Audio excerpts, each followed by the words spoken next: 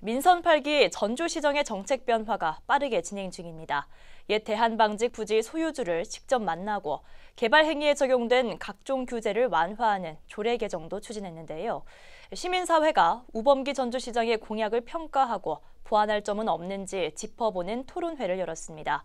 시민사회는 비전과 공약의 역사성과 실효성이 부족하다며 우려를 나타냈습니다. 유철미 기자가 보도합니다. 강한 경제 전주, 다시 전라도의 수도로. 민선 8기 전주시정의 철학을 담은 슬로건입니다. 시민단체는 먼저 역사, 문화 분야에 대한 우범기 전주시장의 식견과 추진 방식에 문제를 제기했습니다. 먼저 전주시장직 인수위가 발간한 백서에서 후백제의 도읍이 40년간 전주였다는 점을 강조하며 중국 진나라의 15년 역사를 뛰어넘는 것이라고 표현한 부분은 역사 왜곡이라고 지적했습니다. 또 동학 농민혁명의 기치를 새롭게 세워야 한다고 했지만 정작 어떻게 추진할지에 대한 계획은 없다고 꼬집었습니다.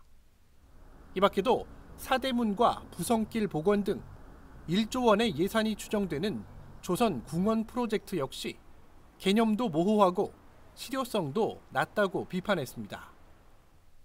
그러면 1907년에 전주 부성의 그 성곽이 헐릴 때 그 이전의 모습으로 다 되돌려 놓겠다는 얘기예요. 과연 이게 가능한 공약인지 이제 한번 물어볼 수밖에 없는 거고. 도시계획의 방향에 대한 제언도 나왔습니다.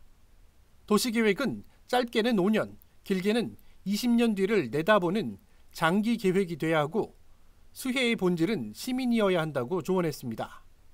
따라서 계획의 수립과 집행, 평가 과정에 시민들의 참여가 확대돼야 한다고 주장했습니다. 자칫 현재 민원 문제를 뭔가 이렇게 해결하는 쪽으로 이렇게 뭔가를 하다 보면 계속 거기에 반대되는 또 역작용이 계속 나타날 수 있다는 거죠.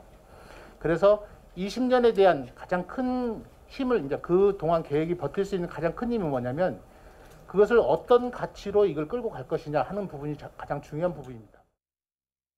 전주시를 세계 대표 도시로 만들겠다고 발표했지만 정작 시대적 흐름에 역행한다는 지적도 나왔습니다. 특히 전체 82개 공약 가운데 기후 위기 대응과 탄소 중립 관련 공약은 이미 정부가 추진 중이거나 천기저귀 사용 확산과 같은 지엽적인 내용에 불과하다고 비판했습니다. 좀 세계적인 도시들과 경쟁을 하겠다, 세계 대표 도시로 만들겠다고 하지만 세계 대표 도시들이 기후 위기 대응이라든지 탄소 중립과 관련한 이 전환 정책들을 펼치고 있는데요. 이런 내용들이 좀 없다라는 부분들이 좀 많이 아쉽습니다. 이 밖에도 전주시의 재정 형편 등을 고려할 때 우 시장의 공약은 실현 가능성이 낮다며 지금이라도 사업을 과감하게 변경하는 결단이 필요하다는 지적도 제기됐습니다. 대규모 토목공사와 규제 완화 등 민선 8기 전주시정에 대대적인 변화가 예고된 가운데 시민사회는 우범기 시장의 공약과 사업의 역사성과 실효성에 대해 우려를 나타내고 있습니다. BTV 뉴스 유철미입니다.